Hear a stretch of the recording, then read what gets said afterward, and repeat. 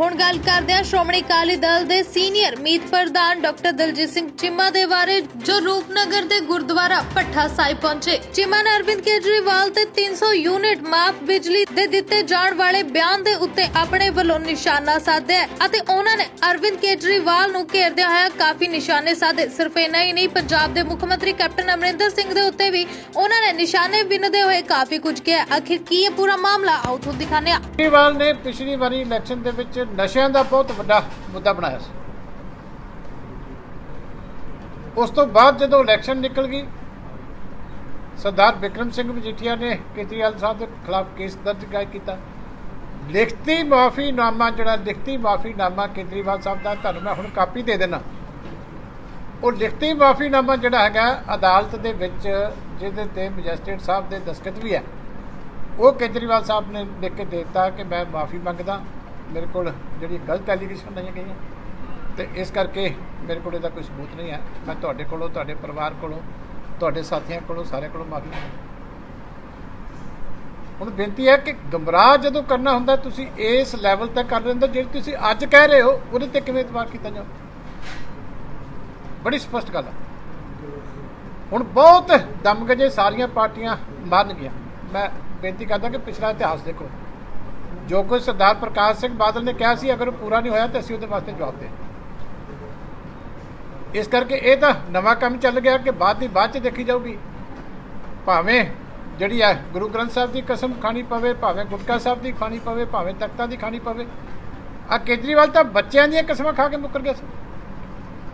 ਬੱਚਿਆਂ ਦੇ ਸਿਰ ਦੇ ਉੱਤੇ ਹੱਥ ਰੱਖ ਕੇ ਨੇ ਕਿਹਾ ਸੀ, ਪਹਿਲਾਂ ਤੇ ਨੇ ਇਹ ਵਾਅਦਾ ਕੀਤਾ ਸੀ ਲੋਕਾਂ ਦੇ ਨਾਲ ਕਿ ਮੈਂ ਮੁੱਖ ਮੰਤਰੀ ਨਹੀਂ ਬਣੂੰਗਾ, ਰਾਜਨੀਤੀ 'ਚ ਨਹੀਂ ਆਊਂਗਾ। ਰਾਜਨੀਤੀ 'ਚ ਆਇਆ, ਮੁੱਖ ਮੰਤਰੀ ਬਣਿਆ। ਫਿਰ ਇਹਨੇ ਕਿਹਾ ਸੀ ਮੈਂ ਕਾਂਗਰਸ ਤੋਂ ਤੇ ਬੀਜੇਪੀ ਕੋਲ ਮਦਦ ਨਹੀਂ ਲਊਂਗਾ। ਬੱਚਿਆਂ ਦੀ ਕਸਮ ਖਾ ਕੇ ਕਹਿੰਦਾ ਤੇ ਬੱਚਿਆਂ ਦੀ ਕਸਮ ਖਾ ਕੇ ਇਹ ਤੋਂ ਮੁੱਕਈ। ਕੋਈ ਵੀ ਫੰਡ ਫੀਲਡ ਵਿੱਚੋਂ ਨਹੀਂ ਦਿੱਤੇ ਜਾਣਗੇ। ਆਹ ਚਿੱਠੀ ਹੈ ਜੀ ਮੁੱਖ ਮੰਤਰੀ ਸਾਹਿਬ ਦੀ ਕੈਬਨਿਟ ਦੀ ਕਿ ਸਾਡਾ ਸਾਰਾ ਕੀਤਾ ਹੋਇਆ ਤੇ ਇਹਨਾਂ ਨੇ ਪਾਣੀ ਫੇਰ ਦਿੱਤਾ ਕਿ ਜਿਹੜੇ ਫੰਡ ਰਿਲੀਜ਼ ਹੋਏ ਆ ਉਹ ਫੰਡ ਨਹੀਂ ਵਰਤੇ ਜਾਣਗੇ। ਮੁੱਖ ਮੰਤਰੀ ਸਾਹਿਬ ਨੇ ਫੈਸਲਾ ਕਰ ਦਿੱਤਾ ਸੀ ਪਹਿਲੀ ਕੈਬਨਿਟ ਮੀਟਿੰਗ ਦੇ ਵਿੱਚ। ਆ ਕੈਬਨਿਟ ਦੀ ਲੈਟਰ ਜਿਹੜੀ ਹੈ ਇਹ ਕੈਪਟਨ ਅਮਰਿੰਦਰ ਸਿੰਘ ਹੋਰਾਂ ਦੀ ਹੈ ਕਿ ਜਿਹੜਾ ਸਾਡਾ ਬਿੰਦਰਿਕ ਤੇ ਪੁਰਖਾਲੀ ਦਾ ਪੁਲ ਸੀ, ਇਹਨਾਂ ਨੇ ਚਿੱਠੀ ਕੱਢ ਕੇ ਉਹ ਪੈਸੇ ਵਾਪਸ ਲਏ। ਟੈਂਡਰ ਡੇਟ ਦੱਸਿਓ ਕਿਹੜੀ ਹੈ? ਟੈਂਡਰ ਅਖਬਾਰ 'ਚ ਛਪਣ ਦੀ ਜਿਹੜੀ ਡੇਟ ਹੈ ਇਹ ਹੈ 22/12/16 ਤੇ ਇਹ ਉਸ ਤੋਂ ਬਾਅਦ ਕਿਉਂਕਿ ਕੋਡ ਲੱਗ ਗਿਆ, ਇਹ ਉਹਦੇ ਵਿੱਚ ਪ੍ਰੋਸੈਸ 'ਚ ਸੀ। ਪੈਸਾ ਸੈਂਕਸ਼ਨ ਹੋ ਗਿਆ, ਸੈਂਕਸ਼ਨ ਦੀ ਮਨਜ਼ੂਰੀ ਹੈ। ਇਹ ਚਿੱਠੀ ਦੇ ਵਿੱਚ ਉਹ ਪੈਸਾ ਵਾਪਸ ਗਿਆ। ਕੱਲਾ ਸਾਡਾ ਨਹੀਂ ਗਿਆ, ਸਾਡੇ ਮਿਊਨਿਸਪਲ ਕਮੇਟੀ ਦੇ ਵੀ ਕਈ ਫੰਡ ਆਏ ਸੀਗੇ, ਇੱਥੋਂ ਵਾਪਸ ਗਏ। ਪੰਚਾਇਤਾਂ ਦੇ ਵੀ ਕਈ ਫੰਡ ਆਏ ਸੀ, ਇੱਥੋਂ ਵਾਪਸ ਗਏ। ਇਸ ਕਰਕੇ ਮੈਂ ਸਾਰੇ ਵੀਰਾਂ ਨੂੰ ਬੇਨਤੀ ਕਰਦਾ ਕਿ ਕਾਂਗਰਸ ਵਾਲੇ ਵੀਰ ਹੁਣ ਜਦੋਂ ਆਉਂਦੇ ਆ ਤਾਂ ਇਹਨਾਂ ਨੂੰ ਪੁੱਛੋ ਕਿ ਜਿਹੜਾ ਸਾਡਾ ਨਵਾਂ ਦਾ ਤੁਸੀਂ ਕੀ ਦੇਣਾ ਸੀ। ਜਿਹੜੀਆਂ ਚੀਜ਼ਾਂ ਮਨਜ਼ੂਰ ਕਰਾਈਆਂ ਸੀ, ਇਹ ਪਿੱਛੇ ਜੇ ਉੱਥੇ ਵੀਡੀਓ ਬਣਾਉਂਦੇ ਹੁੰਦੇ ਮੇਰੇ ਨੀਂਹ ਪੱਥਰ ਕੋਲ ਜਾ ਕੇ, ਮੈਂ ਅੱਜ ਤੱਕ ਜ਼ਿੰਦਗੀ 'ਚ ਕਦੀ ਝੂਠਾ ਨੀਂਹ ਪੱਥਰ ਨਹੀਂ ਰੱਖਿਆ। ਪੈਸੇ ਵੀ ਮਨਜ਼ੂਰ ਕਰਵਾਏ ਸੀ, ਟੈਂਡਰ ਵੀ ਲਗਵਾਇਆ ਸੀ, ਸਾਰਾ ਕੁਝ ਕਰਾ ਕੇ ਫਿਰ ਨੀਂਹ ਪੱਥਰ ਰੱਖਿਆ ਸੀ। ਤੇ ਹੁਣ ਆਪਣੀ ਸਰਕਾਰ ਨੂੰ ਜਾ ਕੇ ਪੁੱਛੋ ਕਿ ਐਡਾ ਵੱਡਾ ਜਿਹੜਾ ਵਿਸ਼ਵਾਸਘਾਤ ਹੈ ਇਹ ਸਾਡੇ ਨਾਲ ਤੁਸੀਂ ਕਿਉਂ ਕੀਤਾ। ਇਹ ਕਿਰਪਾ ਕਰਕੇ ਦੱਸਣ ਦੀ ਜ਼ਰੂਰ ਕਿਰਪਾਲਤਾ ਕਿ ਮੈਨੂੰ ਬਹੁਤ ਇਸ ਗੱਲ ਦਾ ਅਫਸੋਸ ਹੈ ਕਿ ਜਿਹੜਾ ਬਿੰਦਰਕ ਤੋਂ ਜਿਹੜਾ ਪੁਰਖਾਲੀ ਦੇ ਰਸਤੇ ਦੇ ਉੱਤੇ ਪੁਲ ਹੈ ਸਗਰਾਓ ਨਦੀ ਦੇ ਉੱਤੇ, ਇਹ ਬਹੁਤ ਮਿਹਨਤ ਕਰਕੇ ਤੇ ਮੈਂ ਸਰਦਾਰ ਪ੍ਰਕਾਸ਼ ਸਿੰਘ ਜੀ ਬਾਦਲ ਸਾਹਿਬ ਤੋਂ ਇਹ ਪੁਲ ਮਨਜ਼ੂਰ ਕਰਾਇਆ ਸੀ ਔਰ 6.5 ਕਰੋੜ ਰੁਪਏ ਇਹਦੇ ਮੇਰੇ ਕੋਲ ਲੈਟਰ ਵੀ ਹਾਲੇ ਤੱਕ ਮੌਜੂਦ ਹੈ। 6.5 ਕਰੋੜ ਰੁਪਏ ਇਹਦੇ ਜਿਹੜੇ ਆ ਜਾਰੀ ਕਰਾਏ ਸੀ। ਇਹ ਮੁੱਖ ਮੰਤਰੀ ਸਾਹਿਬ ਨੇ, ਕਿਉਂਕਿ ਉਸ ਬੋਰਡ ਤੇ ਉਹੀ ਚੇਅਰਮੈਨ ਹੈ, ਇਹ ਉਹਨਾਂ ਦੀ ਲੈਟਰ ਵੀ ਜਿਹੜੀ ਹੈਗੀ ਹੈ ਕਿ ਆਪ ਜੀ ਨੂੰ ਸੂਚਿਤ ਕੀਤਾ ਜਾਂਦਾ ਹੈ ਕਿ ਮਾਨਯੋਗ ਮੁੱਖ ਮੰਤਰੀ ਪੰਜਾਬ ਜੀ ਨੇ ਵਿਧਾਨ ਸਭਾ ਹਲਕਾ ਰੂਪਨਗਰ ਦੇ ਪੁਰਖਾਲੀ ਬਿੰਦਰਕ ਰੋਡ ਤੇ ਸਗਰਾਓ ਨਦੀ ਤੇ ਪੁਲ ਦੇ ਵਿਕਾਸ ਲਈ 6.5 ਕਰੋੜ ਦੀ ਪ੍ਰਵਾਨਗੀ ਦੇ ਦਿੱਤੀ ਹੈ। ਇਸ ਸੰਬੰਧੀ ਅਗਲੀ ਲੋੜੀਂਦੀ ਕਾਰਵਾਈ ਆਰੰਭ ਕੀਤੀ ਜਾਵੇ। ਇਹ ਦੇਖੋ ਅਖਬਾਰ ਹੈ ਜਿਹੜੀ ਹੈ 22/12/16 ਦੀ, ਇਹਦੇ ਵਿੱਚ ਇਹਦਾ ਟੈਂਡਰ ਵੀ ਜਿਹੜਾ ਹੈਗਾ ਇਹਦਾ ਲੱਗ ਗਿਆ ਸੀਗਾ, ਪਰ ਕਿਉਂਕਿ ਇਲੈਕਸ਼ਨ ਆ ਗਈ ਸੀ ਹਾਲੇ ਟੈਂਡਰ ਦਾ ਪ੍ਰੋਸੈਸ ਥੋੜ੍ਹਾ ਜਿਹਾ ਲੰਬਾ ਹੋ ਜਾਂਦਾ ਕਈ ਵਾਰੀ। ਉਦੋਂ ਬਾਅਦ ਸਰਕਾਰ ਬਦਲ ਗਈ ਤੇ ਸਾਡੇ ਜਿਹੜੇ ਮੁੱਖ ਮੰਤਰੀ ਮੌਜੂਦਾ ਨੇ ਕੈਪਟਨ ਅਮਰਿੰਦਰ ਸਿੰਘ, ਉਹਨਾਂ ਨੇ ਪਹਿਲੇ ਜਿਹੜੀ ਕੈਬਨਿਟ ਦੀ ਮੀਟਿੰਗ ਸੀ ਉਹਦੇ 'ਚ ਆਰਡਰ ਕੀਤਾ ਕਿ ਪਿਛਲੀ ਸਰਕਾਰ ਵੱਲੋਂ 2016 ਵਿੱਚ ਕੁਝ ਕੰਮ ਸੈਂਕਸ਼ਨ ਕੀਤੇ ਗਏ ਸਨ, ਉਹਨਾਂ ਕੰਮਾਂ ਦੀ ਪ੍ਰਾਇਓਰਟੀ ਅਤੇ ਲੋੜ ਬਾਰੇ ਮਾਣਯੋਗ ਮੰਤਰੀ ਪਰਿਸ਼ਦ ਦੀ ਮੀਟਿੰਗ 16/3/2017 ਵਿੱਚ ਡਿਸਕਸ ਕੀਤਾ ਗਿਆ। 200% ਸਹਿਮਤ ਹਾਂ। ਮੈਂ ਇਹ ਗੱਲਾਂ ਕਈ ਵਾਰੀ ਡਿਬੇਟਸ ਦੇ ਵਿੱਚ ਕਹੀਆਂ, ਤੁਸੀਂ ਮੇਰੇ ਦਿਲ ਦੀ ਗੱਲ ਕੀਤੀ ਕਿ ਸਾਡੇ 100% ਤੁਸੀਂ ਸਹੀ ਹੋ ਕਿ ਸਾਡਾ ਬਜਟ ਕਲੀਅਰ ਹੈ। ਬਜਟ ਡਾਕੂਮੈਂਟ ਤਾਂ ਸਾਰਿਆਂ ਵਾਸਤੇ ਸੇਮ ਹੀ ਹੈ। ਜਿਹੜੀ ਸਰਕਾਰ ਆਏਗੀ ਉਹਨੇ ਉਸੇ ਬਜਟ ਤੋਂ ਅੱਗੇ ਚੱਕਣਾ। ਜਿਹੜੀ ਚੀਜ਼ ਤੁਹਾਡਾ ਬਜਟ ਅਲਾਉ ਨਹੀਂ ਕਰਦਾ, ਤੁਸੀਂ ਜਸਟੀਫਾਈ ਨਹੀਂ ਕਰ ਸਕਦੇ, ਇਲੈਕਸ਼ਨ ਕਮਿਸ਼ਨ ਨੂੰ ਇਹ ਚੀਜ਼ ਜਸਟੀਫਿਕੇਸ਼ਨ ਪੁੱਛਣੀ ਚਾਹੀਦੀ। ਇਹ ਲਾਅ ਬਣਨਾ ਚਾਹੀਦਾ। ਮੈਂ ਕਹਿੰਦਾ 100% ਮੈਂ ਤਾਂ ਇਹਦੇ ਤੇ ਐਡ ਕੀ ਲੋੜ ਪਈ ਤਾਂ ਅੱਗੋਂ ਅਸੀਂ ਪੰਜਾਬ ਵੱਲੋਂ ਅਸੀਂ ਕੋਸ਼ਿਸ਼ ਕਰਾਂਗੇ, ਇਨੀਸ਼ੀਏਟਿਵ ਕਰੀਏ। ਇਹ ਲੋਕੀ ਠੱਗੇ ਜਾਂਦੇ ਆ। ਇਹਦੀ ਜਸਟੀਫਿਕੇਸ਼ਨ ਜਿਹੜੀ ਹੈ ਪੋਲੀਟੀਕਲ ਪਾਰਟੀਆਂ ਨੂੰ ਨਾਲ ਦੇਣੀ ਚਾਹੀਦੀ ਹੈ ਕਿ ਕਿਹੜੀ ਚੀਜ਼ ਸੰਭਵ ਹੈ, ਕਿਹੜੀ ਨਹੀਂ। ਸਰ ਇਹ ਕਹਿੰਦੇ ਕੀ ਅਕਾਲੀ ਦਲ ਚਾਹੁੰਦਾ ਵੀ ਇਹਨੂੰ ਲੀਗਲ ਡਾਕੂਮੈਂਟ ਬਣਾਇਆ ਜਾਂ ਪ੍ਰੋਸੀਕਿਊਸ਼ਨ ਹੋਵੇ? ਮੇਰੇ ਖਿਆਲ ਮੇਰੇ ਤੋਂ ਵੀ ਪਹਿਲਾਂ ਸਰਦਾਰ ਪ੍ਰਕਾਸ਼ ਸਿੰਘ ਬਾਦਲ ਸਾਹਿਬ ਨੇ ਔਨ ਰਿਕਾਰਡ ਇੱਕ ਮੰਗ ਕੀਤੀ ਸੀ ਵੀ ਇਹ ਪਬਲਿਕ ਡਾਕੂਮੈਂਟ ਜਿਹੜਾ ਬਣਨਾ ਚਾਹੀਦਾ ਹੈ, ਅਕਾਊਂਟੇਬਿਲਟੀ ਫਿਕਸ ਹੋਣੀ ਚਾਹੀਦੀ। ਚਲੋ ਪਾਰਟੀ ਦੀ ਲਾਈਨ ਹੈਗੀ ਹੈ 100%। ਇਹ ਬਣਾਓ ਖਬਰ। ਅੱਛਾ ਜੀ, ਮੈਂ ਆਪਣਾ ਪਾਰਟੀ ਦਾ ਇਸ਼ੂ ਹੈ। ਮੈਂ ਤਾਂ ਸਾਰੀ ਗੱਲ ਜਿਹੜੀ ਜਨਰਲ ਇਸ਼ੂ ਹੈ ਉਹ ਮੈਂ ਸਾਰੇ ਤੁਹਾਨੂੰ ਡਿਸਕਸ਼ਨ ਕਰ ਦਿੱਤੀ। ਇੰਡੀਵਿਜੂਅਲ ਉਹਨਾਂ ਦੇ ਆਪਣੇ ਪਾਰਟੀਆਂ ਦੇ ਝਗੜੇ ਆ, ਸਾਰੀਆਂ ਪਾਰਟੀਆਂ ਦੇ ਮੰਗਦੇ ਹੁੰਦੇ ਆ ਟਿਕਟਾਂ ਮੰਗਣਾ ਹਰ ਇੱਕ ਦਾ ਹੱਕ ਹੈ। ਉਹਦਾ ਕਿਸੇ ਨੂੰ ਗੁੱਸਾ ਨਹੀਂ ਕਰਨਾ ਚਾਹੀਦਾ। ਕੋਈ ਵੀ ਮੰਗੇ, ਕੋਈ ਅੰਦਰਲਾ ਮੰਗੇ, ਕੋਈ ਬਾਹਰਲਾ ਮੰਗੇ। ਇਸ ਕਰਕੇ ਕੋਈ ਪਬਲਿਕ ਦਾ ਇਸ਼ੂ ਨਹੀਂ ਹੁੰਦਾ। ਇਹ ਸਾਰੇ ਭਰਮ ਭੁਲੇਖੇ ਇਹਨਾਂ ਦੇ ਕੱਢ ਦਿੱਤੇ ਇਲਾਕੇ ਵਾਲੇ। ਅਸੀਂ ਤਾਂ ਇਲਾਕੇ ਨੂੰ ਇਕੱਠੇ ਹੋ ਕੇ ਤੇ ਸਰਬਸੰਮਤੀ ਦੇਣ ਨੂੰ ਤਿਆਰ ਹਾਂ ਵੀ ਜੇ ਕਹੋ ਤਾਂ ਸੰਦੋਆ ਸਾਹਿਬ ਨੂੰ 5 ਸਾਲ ਹੋਰ ਦੇ ਦਈਏ। ਅਸੀਂ ਤੇ ਪੁੱਛ ਲਓ ਇਕੱਠੇ ਕਰਕੇ ਵੀ ਵਧੀਆ ਐਮਐਲਏ ਰਿਹਾ 5 ਸਾਲ, ਜੇ ਹੋਰ ਚਾਹੀਦੇ ਤਾਂ ਹੋਰ ਦੇ ਦਿਓ 5 ਸਾਲ। ਇਸ ਕਰਕੇ ਇਲਾਕੇ ਨੇ ਫੈਸਲਾ ਕਰਨਾ ਹੁੰਦਾ। ਇਹ ਜਿਹੜੇ ਵੀਰ ਨਵੇਂ ਇੱਕ ਤਾਂ ਖੇਡ ਬਣ ਗਈ ਐਮਐਲਏ ਬਣਨਾ। ਕੋਈ ਆਪਣਾ ਇਹ ਨਹੀਂ ਦੇਖਦਾ ਕਿ ਇਹ ਕਿੰਨਾ ਟਾਈਮ ਦੇਣਾ ਚਾਹੀਦਾ। ਜੇ ਕਰਨੇ ਰੇਤਾ ਦੇ ਕੰਮ ਹੈ ਤੇ ਕੇਬਲਾਂ ਦੇ ਕੰਮ ਹੈ, ਮਾਫੀਏ ਦੇ ਕੰਮ ਹੈ ਤੇ 4 ਪੈਸੇ ਕਮਾਣੇ ਤੇ ਰਾਜਨੀਤੀ ਦੇ ਸੁਪਨੇ ਨਹੀਂ ਲੈਣੇ ਚਾਹੀਦੇ। ਇਹ ਇਦਾਂ ਦੇ ਪੈਸੇ ਜਿਹੜੇ ਆ ਇਹ ਰਾਜਨੀਤੀ 'ਚ ਕਦੀ ਨਹੀਂ ਫਲਦੇ। ਇਹ ਪਿੱਛੇ ਕਰ ਲਏ ਜਿਹੜੇ ਜੇ ਨਹੀਂ ਚੈੱਕ ਹੋਏ ਤਾਂ ਹੁਣ ਤੁਸੀਂ ਨਜ਼ਰਾਂ ਚਾਹੀ ਜਾਂਦੇ ਹੋ, ਆਉਣ ਵਾਲੇ ਸਮੇਂ 'ਚ ਚੈੱਕ ਹੋ ਜਾਣਗੇ। ਇਸ ਕਰਕੇ ਦਮਗਜੇ ਮਾਰਨ ਵਾਲਿਆਂ ਨੂੰ ਅਸੀਂ ਸਾਰਿਆਂ ਨੂੰ ਜਾਣਦੇ ਹਾਂ। ਇੱਥੇ ਕਿੰਨੇ ਕੁ ਹੈ, ਕੀ ਸ਼ਰਾਰਤਾਂ ਕਰਦੇ ਆ, ਕੀ ਕੁਛ ਕਰਦੇ ਆ। ਲੋਕਾਂ ਦੀ ਸੇਵਾ ਕਰ ਲਓ, ਨੀਵੇਂ ਹੋ ਕੇ ਲੋਕਾਂ 'ਚ ਚੱਲੋ। ਲੋਕੀ ਜ਼ਰੂਰ ਫਲ ਲਾਉਂਦੇ ਆ, ਕਿਤੋਂ ਦਾ ਹੋਵੇ। ਜਿਹੜਾ ਬੰਦਾ ਕਿਸੇ ਹਲਕੇ ਦੀ 5 ਸਾਲ ਨੁਮਾਇੰਦਗੀ ਕਰ ਦੇ ਔਰ ਉਸ ਤੋਂ ਬਾਅਦ ਰਿਜ਼ਲਟ ਕੀ ਆਇਆ, ਮੇਰਾ ਕੰਮ ਕੀ ਸੀ ਜਾਂ ਰਿਜ਼ਲਟ ਕੀ ਸੀ, ਮੈਂ ਉਸ ਤੋਂ ਦਿਲ ਤਾਂ ਨਹੀਂ ਛੱਡਿਆ। ਆਪਣੀ ਜ਼ਿੰਮੇਵਾਰੀ ਜਿਹੜੀ ਆ ਉਹਨਾਂ ਲੋਕਾਂ ਨਾਲ ਨਿਭਾਈ ਹੈ। ਇਸ ਕਰਕੇ ਸਾਨੂੰ ਤਾਂ ਹੁਣ ਰੋਜ਼ ਸਰਟੀਫਿਕੇਟ ਦੀ ਲੋੜ ਨਹੀਂ ਪੈਂਦੀ। ਇਸ ਇਲਾਕੇ ਨੇ ਜੇ ਸਰਟੀਫਿਕੇਟ ਦਿੱਤਾ ਵਿਧਾਨ ਸਭਾ 'ਚ ਜਾਣ ਦਾ ਤੇ ਪ੍ਰੋਪਰ ਇਲੈਕਸ਼ਨ ਤੋਂ ਬਾਅਦ ਦਿੱਤਾ। ਇਸ ਕਰਕੇ ਸਾਡੇ ਤੇ ਤਾਂ ਸ਼ਰਤਾਂ ਲਾਗੂ ਹੁੰਦੀਆਂ ਨਹੀਂ।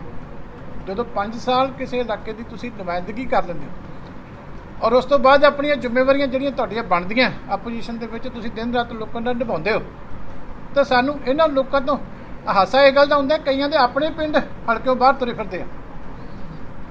ਉਹ ਵੀ ਨਹੀਂ ਦੱਸਦੇ ਕਿ ਸਾਡਾ ਪਿੰਡ ਕਿਹੜਾ, ਕਿਉਂਕਿ ਸਾਡੇ ਲੋਕਾਂ 'ਚ ਉਹਨਾਂ ਦੀ ਪਛਾਣ ਵੀ ਨਹੀਂ ਹੈਗੀ। ਉਹ ਵੀ ਆ ਕੇ ਇੱਥੇ ਇਦਾਂ ਦੀਆਂ ਗੱਲਾਂ ਕਰਦੇ ਆ ਕਿ ਅਸੀਂ ਜਿਵੇਂ ਵੀ ਪਤਾ ਨਹੀਂ ਕਿਹੜੇ ਇੱਥੇ ਜੱਦੀ ਪੁਸ਼ਤੀ ਰਾਜੇ ਦੀ ਖਾਨਦਾਨੀ ਜੋ ਸੀਗੇ ਕਿ ਸਾਡੀ ਇੱਥੇ ਵਿਰਾਸਤ ਹੈ। ਲੋਕੀ ਲੀਡਰ ਬਣਾਉਂਦੇ, ਲੋਕਾਂ ਦੀ ਸੇਵਾ ਕਰਨੀ ਪੈਂਦੀ ਹੈ। ਜੇ ਤਾਂ ਕੋਈ ਬਾਹਰੋਂ ਆ ਕੇ ਤੇ ਇੱਥੋਂ ਜਿੱਤ ਕੇ ਤੇ ਆਪਣੇ ਇਲਾਕਿਆਂ 'ਚ ਜਾ ਕੇ ਸੇਵਾ ਕਰਦਾ ਤੇ ਇੱਥੇ ਉਹਨੂੰ ਇਗਨੋਰ ਕਰਦਾ, ਉਹ ਮਾੜੀ ਗੱਲ। ਲੇਕਿਨ ਜੇ ਤੁਹਾਨੂੰ ਲੋਕੀ ਅਪਣਾਉਂਦੇ ਆ, ਤੁਸੀਂ ਲੋਕਾਂ ਨੂੰ ਅਪਣਾਉਂਦੇ ਹੋ ਤੇ ਲੋਕੀ ਪਬਲਿਕ ਤੁਹਾਨੂੰ ਪਿਆਰ ਦਿੰਦੀ ਆ। ਇਹ ਪਬਲਿਕ ਦੇ ਇਸ਼ੂ ਨਹੀਂ ਹੁੰਦੇ। ਮੈਂ ਹਜ਼ਾਰਾਂ ਐਗਜ਼ਾਮਪਲਾਂ ਦੇ ਦੇਣਾ। ਇਸ ਇਲਾਕੇ ਦੇ ਬਜ਼ੁਰਗ ਅੱਜ ਵੀ ਗਿਆਨੀ ਜੈਲ ਸਿੰਘ ਨੂੰ ਯਾਦ ਕਰਦੇ, ਥੋੜਾ ਬਹੁਤਾ ਮੈਨੂੰ ਵੀ ਯਾਦ ਕਰਦੇ। ਕਿਉਂ ਕਰਦੇ? ਗਿਆਨੀ ਜੈਲ ਸਿੰਘ ਜੀ ਫਰੀਦਕੋਟ ਦੇ ਸੀਗੇ, ਮੇਰਾ ਜਨਮ ਹੋਇਆ ਗੁਰਦਾਸਪੁਰ ਦਾ। ਲੋਕੀ ਕੰਮ ਨੂੰ ਯਾਦ ਕਰਦੇ ਆ, ਲੋਕੀ ਪਿਆਰ ਨੂੰ ਯਾਦ ਕਰਦੇ। ਲੋਕਾਂ ਨੇ ਤਾਂ ਸਥਾਨਕ ਲੀਡਰ ਨੂੰ ਪਾਉਣੀਆਂ, ਬਾਹਰਲਾ ਖੜਾ ਰਹਿਣ ਦਿਓ। ਸਾਡੇ ਸਾਰੇ ਬੈਠੇ ਕਿਸੇ ਕੋਈ ਮੈਂ ਗੱਲ ਸਾਰੀ ਡਿਟੇਲ ਦੇ ਵਿੱਚ ਕਰਦਾ। ਮੈਂ ਜਦੋਂ ਇਲੈਕਸ਼ਨ ਲੜਿਆ ਸੀ 2012 ਦੇ ਵਿੱਚ, ਮੇਰੇ ਖਿਲਾਫ ਸਾਡੇ ਬਹੁਤ ਹੀ ਸਤਿਕਾਰਯੋਗ ਡਾਕਟਰ ਸ਼ਰਮਾ ਜੀ ਸੀਗੇ, ਸਾਬਕਾ ਮੰਤਰੀ ਸੀਗੇ, ਸਾਬਕਾ ਐਮਐਲਏ ਸੀ, ਨੂਰਪੁਰ ਬੇਦੀ ਦੇ ਜੱਦੀ ਪੁਸ਼ਤੀ ਰਹਿਣ ਵਾਲੇ ਸੀਗੇ, ਬੜੇ ਚੰਗੇ ਇਨਸਾਨ। ਉਹ ਮੇਰੇ ਖਿਲਾਫ ਸੀਗੇ, ਇਲਾਕੇ ਦੇ ਸੀਗੇ। ਸਰਦਾਰ ਜਰਨੈਲ ਸਿੰਘ ਔੜਖ ਸਾਡੇ ਇਸੇ ਇਲਾਕੇ ਦੇ ਜੰਪਲ ਹੈ, ਹੁਣ ਵੀ ਰੋਪੜ ਰਿਹਾਇਸ਼ ਹੈ, ਉਹ ਵੀ ਮੇਰੇ ਬਰਾਬਰ ਦੇ ਉੱਤੇ ਖੜੇ ਸੀਗੇ। ਉਹਨਾਂ ਨੇ ਵੀ ਇਹ ਇਸ਼ੂ ਬਣਾਇਆ ਸੀਗਾ। ਸਰਦਾਰ ਮਿਸਟਰ ਸੁਤੰਤਰ ਕੁਮਾਰ ਸਾਡੇ ਸ਼ਹਿਰ ਤੋਂ ਸੀਗੇ, ਰੋਪੜ ਤੋਂ, ਉਹ ਵੀ ਉਸ ਵੇਲੇ ਮੇਰੇ ਖਿਲਾਫ ਲੜੇ ਸੀ। ਲੇਕਿਨ ਪਬਲਿਕ ਨੇ ਫੈਸਲਾ ਜਿਹੜਾ ਉਹ ਮੇਰੇ ਹੱਥ 'ਚ ਕਰ ਦਿੱਤਾ। ਇਸ਼ੂ ਬੜਾ ਵੱਡਾ ਬਣਿਆ ਸੀ ਉਦੋਂ, ਪਰ ਇਹ ਸੰਗਤ ਦੀ ਗੱਲ ਹੈ, ਸੰਗਤ ਨੇ ਕਿਸੇ ਦੇ ਝੋਲੀ 'ਚ ਕੀ ਪਾਉਣਾ ਇਹ ਫੈਸਲਾ ਜਨਤਾ ਕਰਦੀ। ਲੇਕਿਨ ਜਿਨ੍ਹਾਂ ਬੰਦਿਆਂ ਨੂੰ ਆਪਣੇ ਆਪ ਤੇ ਭਰੋਸਾ ਨਹੀਂ ਹੁੰਦਾ, ਉਹ ਇਹ ਲੱਭਦੇ ਐਂਟਰੀ ਵੀ ਸਾਰੇ ਚੰਗੇ ਉਮੀਦਵਾਰ ਮਰ ਜਾਣ, ਇਹਨੂੰ ਇਸ ਤਰੀਕੇ ਮਾਰ ਲਓ, ਇਹਨੂੰ ਇਸ ਤਰੀਕੇ ਮਾਰ ਲਓ, ਇਹਨੂੰ ਇਸ ਤਰੀਕੇ ਮਾਰ ਲਓ, ਤੇ ਮੈਦਾਨ ਖਾਲੀ ਹੋ ਜਾਏ। ਪਰ ਕੁਛ ਦੇ ਮੱਥੇ ਤੇ ਲਿਖਿਆ ਹੁੰਦਾ ਹੈ ਕਿ ਭਾਵੇਂ ਸਾਰਾ ਪਿੰਡ ਮਰ ਜਾਵੇ, ਉਹਨੂੰ ਨੰਬਰਦਾਰੀ ਨਹੀਂ ਮਿਲਣੀ, ਉਹਨੂੰ ਨਹੀਂ ਮਿਲਣੀ। ਦੂਜੀ ਗੱਲ ਹੈ, ਮੈਨੂੰ ਤਾਂ ਕੋਈ ਵਾਰ-ਵਾਰ ਸਰਟੀਫਿਕੇਟ ਲੈਣ ਦੀ ਲੋੜ ਨਹੀਂ। ਜਿਹੜਾ ਬੰਦਾ ਕਿਸੇ ਹਲਕੇ ਦੀ 5 ਸਾਲ ਨੁਮਾਇੰਦਗੀ ਕਰ ਦੇ ਔਰ ਉਸ ਤੋਂ ਬਾਅਦ ਰਿਜ਼ਲਟ ਕੀ ਆਇਆ, ਮੇਰਾ ਕੰਮ ਕੀ ਸੀ ਜਾਂ ਰਿਜ਼ਲਟ ਕੀ ਸੀ, ਮੈਂ ਉਸ ਤੋਂ ਦਿਲ ਤਾਂ ਨਹੀਂ ਛੱਡਿਆ। ਆਪਣੀ ਜ਼ਿੰਮੇਵਾਰੀ ਜਿਹੜੀ ਆ ਉਹਨਾਂ ਲੋਕਾਂ ਨਾਲ ਨਿਭਾਈ ਹੈ। ਇਸ ਕਰਕੇ ਸਾਨੂੰ ਜਵਾਬ ਸਾਹਮਣੇ ਆਏ ਨੇ। ਉਸ ਤੋਂ ਬਾਅਦ ਹੁਣ ਰੋਪੜ ਦੇ ਵਿੱਚ ਵਰਿੰਦਰ ਢਿੱਲੋਂ ਜਿਹੜੇ ਨੇ ਉਹਨਾਂ ਦੇ ਖਿਲਾਫ ਕੁਝ ਕਾਂਗਰਸੀ ਨਜ਼ਰ ਆਏ ਨੇ। ਕੀ ਕਹਿਣਾ ਹੈ ਸਾਰੇ ਘਮਸਾਨ ਦੇ ਬਾਰੇ? ਕਾਂਗਰਸ ਜਿਹੜੀ ਉੱਪਰ ਤੋਂ ਲੈ ਕੇ ਥੱਲੇ ਤੱਕ ਜਿਹੜੀ ਹੈ ਘਮਸਾਨ ਉਲਝੀ ਹੋਈ ਹੈ। ਦੇਖੋ, ਗੱਲ ਹੈ ਕਿ ਜਦੋਂ ਬੇੜੀ ਡੁੱਬਦੀ ਹੈ ਨਾ, ਉਦੋਂ ਸਾਰੇ ਹੀ ਛਾਲਾਂ ਮਾਰ ਕੇ ਆਪੋ ਆਪ ਨੂੰ ਬਚਾਉਣ ਦੀ ਕੋਸ਼ਿਸ਼ ਕਰ ਰਹੇ ਆ। ਪਹਿਲਾਂ ਬੇੜੀ 'ਚ ਡੁੱਬਣ ਵਾਸਤੇ ਸਾਰੇ ਕਸੂਰਵਾਰ ਲੋਕਾਂ ਨਾਲ ਵਾਅਦੇ ਕੀਤੇ ਭੁੱਲ ਗਏ ਸੀ, ਆਪੋ ਆਪਣੇ ਘਰਾਂ ਨੂੰ, ਆਪਣੇ ਘਰ ਭਰਨ ਵਾਲੇ ਪਾਸੇ ਸਾਰੀ ਕਾਂਗਰਸ ਤੁਰ ਪਈ ਸੀ। ਹੁਣ ਸਥਿਤੀ ਇਹ ਹੈ ਕਿ ਜਿਉਂ-ਜਿਉਂ ਇਲੈਕਸ਼ਨ ਦੀ ਡੇਟ ਨੇੜੇ ਆਈ ਜਾਂਦੀ ਹੈ, ਇਹਨਾਂ ਨੂੰ ਇਹ ਲੱਗਦਾ ਕਿ ਹੁਣ ਲੋਕਾਂ 'ਚ ਜਾ ਕੇ ਕੀ ਕਰਨਾ। ਇਸ ਕਰਕੇ ਕਾਰਨ ਇੱਕੋ ਹੀ ਹੈ, ਹੁਣ ਇਹਨਾਂ ਦੀ ਡੁੱਬਦੀ ਬੇੜੀ ਨੂੰ ਕੋਈ ਬਚਾ ਨਹੀਂ ਸਕਦਾ। ਅੱਜ ਜਾਖੜ ਸਾਹਿਬ ਵੀ ਜਾ ਕੇ ਉਹ ਦੱਸਦੇ ਨਾ ਵੀ ਹੁਣ ਕਿਵੇਂ ਬਾਦਲ ਨੂੰ ਜਿਹੜਾ ਫਰੇਮ ਕਰਨਾ, ਉਹ ਕਹਿੰਦੇ ਰਾਹੁਲ ਗਾਂਧੀ ਨੇ ਹੁਣ ਸਮਝ ਲਿਆ ਸਾਰਾ, ਉਹ ਹੁਣ ਅਗਲਾ ਪ੍ਰੋਗਰਾਮ ਉਹ ਤੈਅ ਕਰੇਗਾ। ਆਹ ਨੀਅਤਾਂ ਦੇ ਨਾਲ ਉੱਥੇ ਮੀਟਿੰਗਾਂ ਹੋ ਰਹੀਆਂ ਦਿੱਲੀ ਵਿੱਚ। ਅਸਲ ਵਿੱਚ ਬਾਹਰੀ ਦਾ ਮੁੱਦਾ ਬੜਾ ਅੱਜ ਜਿਹੜੇ ਤੇ ਉਜਾਗਰ ਕਈ ਲੋਕ ਬਹੁਤ ਚੁੱਕ ਰਹੇ ਆ, ਵੱਖ-ਵੱਖ ਪਾਰਟੀਆਂ ਦੇ ਲੋਕ, ਹਰੇਕ ਪਾਰਟੀ ਦੇ ਲੋਕ ਚੁੱਕ ਰਹੇ ਨੇ ਵੀ ਬਾਹਰੀ ਉਮੀਦਵਾਰ ਨੂੰ ਟਿਕਟ ਨਾ ਦਿੱਤੀ ਜਾਵੇ। ਤੁਸੀਂ ਬਾਹਰੀ ਵਰਡ ਦੀ ਕੀ ਪਰਿਭਾਸ਼ਾ ਸਮਝਦੇ ਹੋ? ਦੇਖੋ, ਗੱਲ ਇਹ ਹੈ ਕਿ ਇਹ ਜਿਹੜੇ ਬਾਹਰਲੇ ਅੰਦਰਲੇ ਦਾ ਮੁੱਦਾ ਪਬਲਿਕ ਦਾ ਮੁੱਦਾ ਨਹੀਂ ਹੁੰਦਾ, ਉਮੀਦਵਾਰਾਂ ਦਾ ਮੁੱਦਾ ਹੁੰਦਾ। ਜਦੋਂ ਤੁਸੀਂ ਕਿਸੇ ਰੇਸ ਦੇ ਵਿੱਚ ਦੌੜਨ ਦੇ ਵਿੱਚ ਆਪਣੇ ਆਪ ਨੂੰ ਕਮਜ਼ੋਰ ਸਾਬਤ ਸਮਝਦੇ ਹੋ ਤੇ ਤੁਸੀਂ ਇਹੋ ਜਿਹਾ ਮੁੱਦਾ ਉਹਦੇ 'ਚ ਰੇਜ਼ ਕਰਦੇ ਹੋ ਕਿ ਇੱਥੇ ਬਾਹਰੀ ਨਹੀਂ ਹੋਣਾ ਚਾਹੀਦਾ, ਇੱਥੇ ਅੰਦਰ ਨਹੀਂ। ਇਹ ਹੀਨ ਭਾਵਨਾ ਹੁੰਦੀ ਹੈ, ਇਨਫੀਰੀਅਰਿਟੀ ਕੰਪਲੈਕਸ ਹੁੰਦਾ। ਨਹੀਂ ਤਾਂ ਵੋਟਾਂ ਤਾਂ ਲੋਕਾਂ ਨੇ ਪਾਉਣੀਆਂ, ਬਾਹਰਲਾ ਖੜਾ ਰਹਿਣ ਦਿਓ। ਸਾਡੇ ਸਾਰੇ ਬੈਠੇ ਕਿਸੇ ਕੋਈ ਮੈਂ ਗੱਲ ਤਾਂ ਇਹੀ ਹੈ ਨਾ, ਜਿਹੜੇ ਬੰਦੇ ਗੁੰਡਾ ਪਰਚੀ ਲੈਣ ਵਾਲੇ ਸੀ ਉਹੀ ਡੀਸਿਲਟਿੰਗ ਕਰ ਰਹੇ ਆ ਜੀ। ਨਹੀਂ, ਇਹੀ ਮੈਂ ਕਹਿ ਰਿਹਾ ਨਾ, ਕਿਉਂਕਿ ਸਰਕਾਰ ਉਹਨਾਂ ਦੇ ਪਿੱਠ ਤੇ ਖੜ ਗਈ। ਹਾਈ ਕੋਰਟ ਨੇ ਸੁਪਰੀਮ ਕੋਰਟ ਨੂੰ ਦੇਣ ਵਾਸਤੇ ਕੀਤੀ ਤੇ ਉਹਨਾਂ ਨੇ ਉਹਦੇ ਖਿਲਾਫ ਅਪੀਲ ਫਾਈਲ ਕੀਤੀ। ਪਰ ਸਟੇਟ ਗਵਰਨਮੈਂਟ ਦਾ ਇਹ ਅਧਿਕਾਰ ਹੈ, ਉਹਨਾਂ ਨੂੰ ਦੇਣਾ ਸੀ ਇਹ ਬੈਨੀਫਿਟ, ਤਾਂ ਹੀ ਤਾਂ ਸਰਕਾਰ ਮਰ ਤੇ ਖੜੀ। ਨਹੀਂ ਤਾਂ ਸਰਕਾਰ ਇਮਾਨਦਾਰ ਹੁੰਦੀ ਤਾਂ ਕਹਿੰਦੀ ਜੀ ਬਿਲਕੁਲ ਠੀਕ ਹੈ, ਹਾਈ ਕੋਰਟ ਨੇ ਜੋ ਕੀਤਾ ਤੁਸੀਂ ਐਕਸ਼ਨ ਕਰੋ, ਸੀਬੀਆਈ ਇਨਕੁਆਇਰੀ ਕਰੇ। ਪਰ ਸੀਬੀਆਈ ਦੀ ਜਾਂਚ ਖੁੱਲ੍ਹਦੀ ਤੇ ਜਿਹੜੇ ਇਹ ਸਾਰੇ ਜਿਹੜੇ ਆ ਇਹ ਉਹਦੇ 'ਚ ਸਕੰਜੇ ਚੱਲਦੇ। ਚੀਮਾ ਸਾਹਿਬ, ਸਰਕਾਰ ਜਿਹੜੀ ਆ ਉਹ ਆਪ ਇੱਕ ਧਿਰ ਹੈ। ਮੁੱਖ ਮੰਤਰੀ ਦੇ ਆਫਿਸ ਤੋਂ ਲੈ ਕੇ ਸਾਰਾ ਚੈਨਲਾਈਜ਼ ਸਿਸਟਮ ਹੈ। ਕਾਂਗਰਸ ਦੇ ਵਿੱਚ ਮਿਨਿਸਟਰ ਇਨਵੋਲਵਡ ਹੈ, ਐਮਐਲਏ ਇਨਵੋਲਵਡ। ਇਸ ਕਰਕੇ ਇਸ ਵੇਲੇ ਕੁਰਸੀ ਮੁੱਖ ਮੰਤਰੀ ਸਾਹਿਬ ਦੀ ਡੋਲੀ ਹੋਈ ਹੈ। ਕਿਸੇ ਨੂੰ ਮੁੱਖ ਮੰਤਰੀ ਸਾਹਿਬ ਦੀ ਕਿਸੇ ਤਰ੍ਹਾਂ ਦੀ ਵੀ ਕੋਈ ਡਰ ਨਹੀਂ ਰਹਿ ਗਿਆ, ਨਾ ਉਹ ਰੋਕ ਪਾ ਰਿਹਾ। ਕਿਉਂਕਿ ਚਾਹੇ ਇਲੀਗਲ ਸ਼ਰਾਬ ਦਾ ਧੰਦਾ ਉਹ ਵੀ ਕਾਂਗਰਸ ਦੇ ਲੀਡਰਾਂ ਕੋਲੇ ਆ, ਐਮਐਲਏ ਕੋਲੇ ਆ, ਮਿਨਿਸਟਰਾਂ ਕੋਲੇ ਆ। ਚਾਹੇ ਰੇਤਾ ਦਾ ਮਾਫੀਆ ਦਾ ਧੰਦਾ ਉਹ ਵੀ ਕਾਂਗਰਸ ਦੇ ਐਮਐਲਏ ਕੋਲੇ ਆ, ਮਿਨਿਸਟਰਾਂ ਕੋਲੇ ਆ। ਇਹ ਗੱਲ ਅਸੀਂ ਨਹੀਂ ਕਹਿੰਦੇ, ਇਹਨਾਂ ਦੇ ਕੁਝ ਲੀਡਰ ਜਾ ਕੇ ਦਿੱਲੀ ਜਿਹੜੀ ਇਹਨਾਂ ਦੀ 3 ਮੈਂਬਰੀ ਐਸਆਈਟੀ ਬਣੀ ਸੀ ਉਹਦੇ ਅੱਗੇ ਪੇਸ਼ ਹੋ ਕੇ ਕਹਿ ਕੇ ਆਏ ਆ। ਰੋਜ਼ ਕੀ ਕਹਿੰਦੇ ਇਹਨਾਂ ਦੇ ਲੀਡਰ ਅਖਬਾਰਾਂ ਦੇ ਵਿੱਚ। ਇਸ ਕਰਕੇ ਇਹ ਜਿੰਨੀ ਦੇਰ ਤੱਕ ਉੱਤੋਂ ਪੈਟਰਨੇਜ ਨਹੀਂ ਖਤਮ ਹੁੰਦੀ। ਹਾਈ ਕੋਰਟ ਨੇ ਤੁਹਾਡੇ ਆਪਣੇ ਰੋਪੜ ਜ਼ਿਲ੍ਹੇ ਦੇ ਵਿੱਚ ਜਿਹੜੀ ਹੈ ਜਿਹੜੇ ਉੱਤੇ ਟੈਕਸ ਲੱਗਦਾ ਸੀ, ਗੁੰਡਾ ਟੈਕਸ, ਉਹਦੀ ਰਿਪੋਰਟ ਮੰਗੀ ਸੀ ਤੇ ਸਰਕਾਰ ਰਿਪੋਰਟ ਨਹੀਂ ਸੀ ਦੇਣ ਨੂੰ ਤਿਆਰ। ਸਰਕਾਰ ਚਾਹੁੰਦੀ ਨਹੀਂ ਸੀ ਕਿ ਸੀਬੀਆਈ ਇਨਕੁਆਇਰੀ ਕਰੇ। ਪਰ ਜਦੋਂ ਜੁਡੀਸ਼ੀਅਲ ਅਫਸਰ ਹਾਈ ਕੋਰਟ ਨੇ ਅਪਾਇੰਟ ਕੀਤਾ, ਉਹਨੇ ਕੱਲਾ ਸਟੇਸ਼ਨ ਜਿਹੜਾ ਹਾਈ ਕੋਰਟ 'ਚ ਪੇਸ਼ ਕਰ ਦਿੱਤਾ, ਫੋਟੋ ਖਿੱਚ ਕੇ ਆਹ 7-8 ਅੱਡੇ ਆ ਜਿੱਥੇ ਗੁੰਡਾ ਟੈਕਸ ਕਰਾਇਆ ਜਾਂਦਾ। ਤੇ ਸਰਕਾਰ ਜਿਹੜੀ ਹੈ, ਹਾਈ ਕੋਰਟ ਨੇ ਸੀਬੀਆਈ ਇਨਕੁਆਇਰੀ ਕੀਤੀ ਤੇ ਸਰਕਾਰ ਉਹਦੇ ਖਿਲਾਫ ਗਈ ਕਿ ਨਹੀਂ ਅਸੀਂ ਆਪ ਕਰਾਂਗੇ। ਸਰਕਾਰ ਦਾ ਕੀ ਇੰਟਰਸਟ ਸੀ? ਜੇ ਕੋਈ ਸੀਬੀਆਈ ਬੰਦਾ ਫੜ ਲੈਂਦੀ, ਕੋਈ ਵੱਡਾ ਕਿੰਗ ਪਿਨ ਫੜ ਲੈਂਦੀ ਤੇ ਫਿਰ ਖਤਰਾ ਕਿਹਨੂੰ ਸੀ? ਇਸੇ ਕਰਕੇ ਸਰਕਾਰ ਗਈ। ਨਹੀਂ, ਅਫਸੋਸ ਤਾਂ ਇਹੀ ਹੈ ਨਾ, ਜਿਹੜੇ ਬੰਦੇ ਗੁੰਡਾ ਪਰਚੀ ਲੈਣ ਵਾਲੇ ਸੀ ਉਹੀ ਡੀਸਿਲਟਿੰਗ ਕਰ ਰਹੇ ਆ ਜੀ। ਇਹ ਤਾਂ ਜਿਹੜੇ ਜੀਓਲੋਜੀ ਦੇ ਐਕਸਪਰਟ ਹੈ ਜਾਂ ਜਿਹੜੇ ਇਹਨਾਂ ਦੇ ਐਕਸਪਰਟ ਹੈ ਬਾਕੀ ਮਾਈਨਿੰਗ ਦੇ, ਉਹਨਾਂ ਨੂੰ ਪੁੱਛੋ ਤੁਸੀਂ ਕਿ ਕਿੱਥੇ ਅਲਾਉਡ ਹੈ। ਸਪੈਸੀਫਾਈਡ ਪ੍ਰੋਸੀਜਰਸ ਨੇ, ਪਾਲਿਸੀਜ਼ ਨੇ ਬਕਾਇਦਾ ਤੌਰ ਕਿ ਕਿੱਥੇ ਮਾਈਨਿੰਗ ਕਰਨੀ ਹੈ, ਕਿੱਥੇ ਨਹੀਂ ਕਰਨੀ, ਡੀਸਲਟਿੰਗ ਦੀ ਲੋੜ ਹੈ ਨਹੀਂ ਹੈ। ਇਸ ਕਰਕੇ ਤਾਂ ਉਹਨਾਂ ਨੂੰ ਡਿਪਾਰਟਮੈਂਟ ਨੂੰ ਪੁੱਛੋ। ਡਾਕਟਰ ਸਾਹਿਬ, ਇਹ ਤਾਂ ਹੁਣ ਝੂਠਾਂ ਦੇ ਸਿਕੰਦਰ ਹੋ ਗਏ। ਇਸ ਕਰਕੇ ਇਹ ਕੰਮ ਨਹੀਂ ਨਾਲ ਅਸੀਂ ਕਰਨੇ, ਅਸੀਂ ਜੋ ਕਰਨਾ ਉਹ ਕਰਕੇ ਦੇਵਾਂਗੇ। ਹੁਣ ਹੁਣ ਤੱਕ ਜੋ ਕੁਝ ਲਾਗੂ ਹੈ ਇਹ ਸਾਡੇ ਕਰਕੇ ਲਾਗੂ ਹੈ।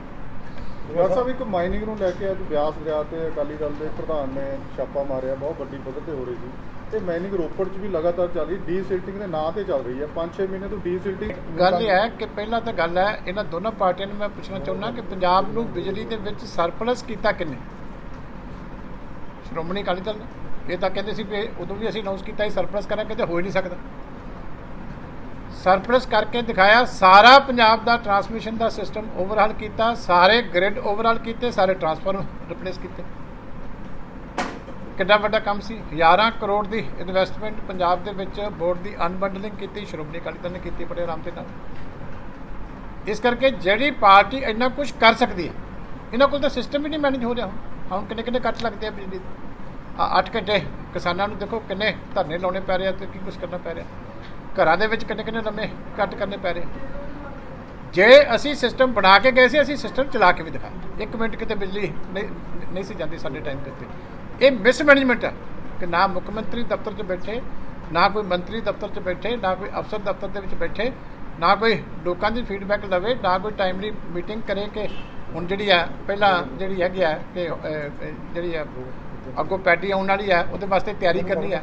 ਜਦੋਂ ਪਲੈਨਿੰਗ ਨਹੀਂ ਕਰੋਗੇ ਤਾਂ ਫਿਰ ਇਹੀ ਹਾਲ ਹੋਣਾ।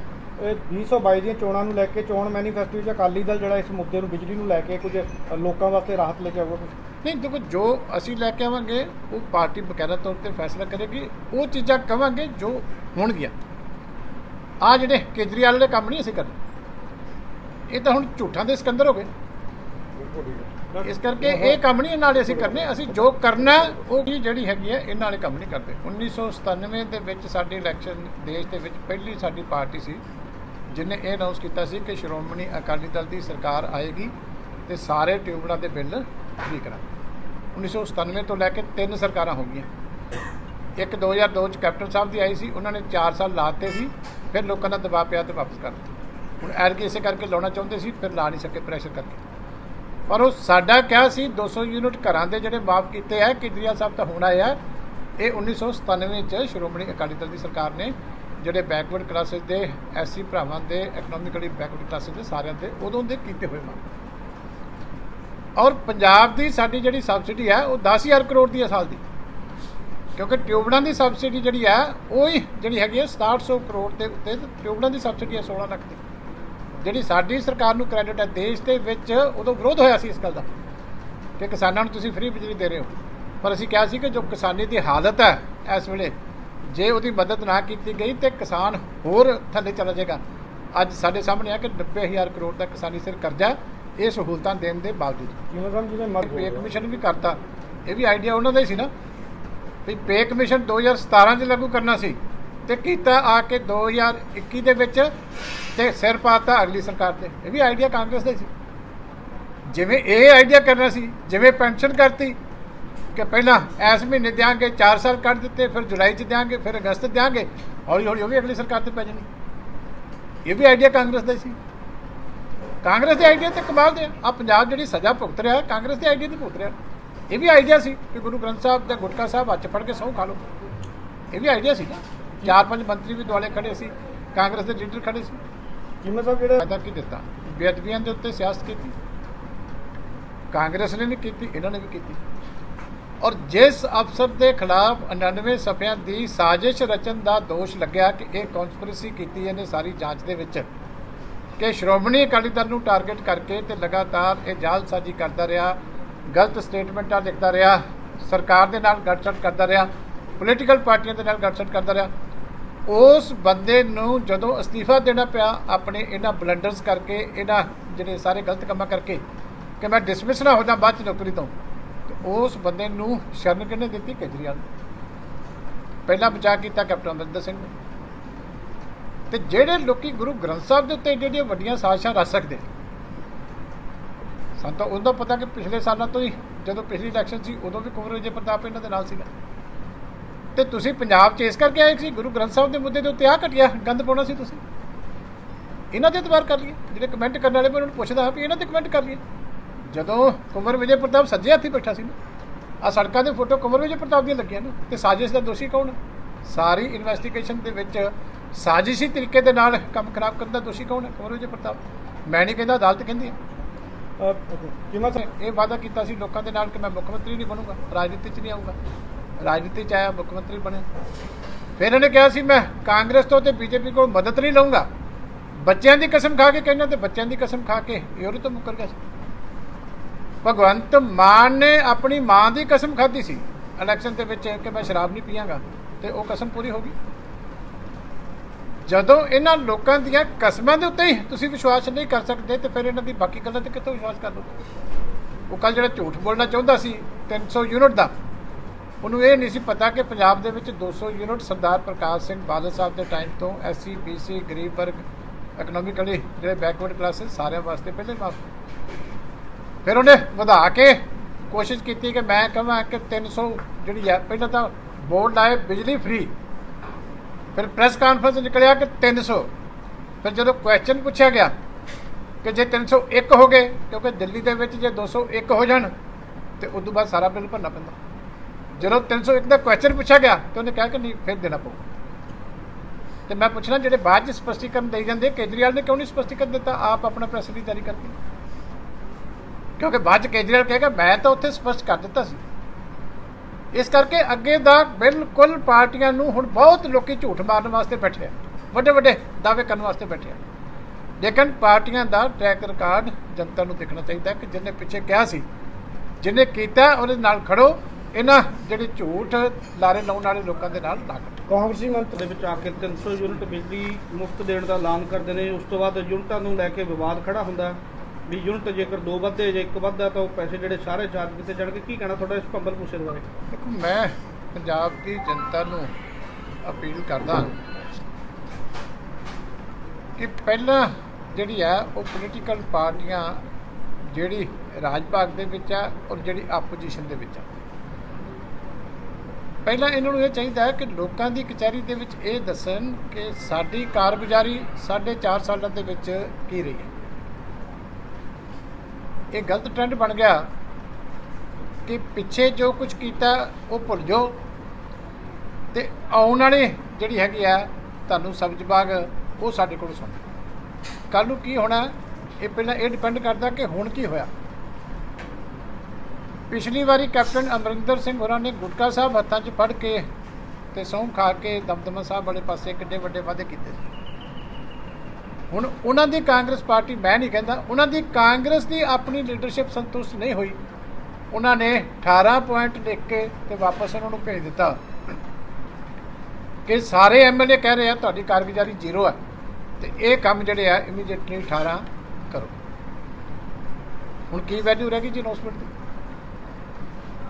ਕੇਜਰੀਵਾਲ ਨੇ ਪਿਛਲੀ ਵਾਰੀ ਇਲੈਕਸ਼ਨ ਦੇ ਵਿੱਚ ਨਸ਼ਿਆਂ ਦਾ ਬਹੁਤ ਵੱਡਾ ਮੁੱਦਾ ਬਣਾਇਆ ਸੀ।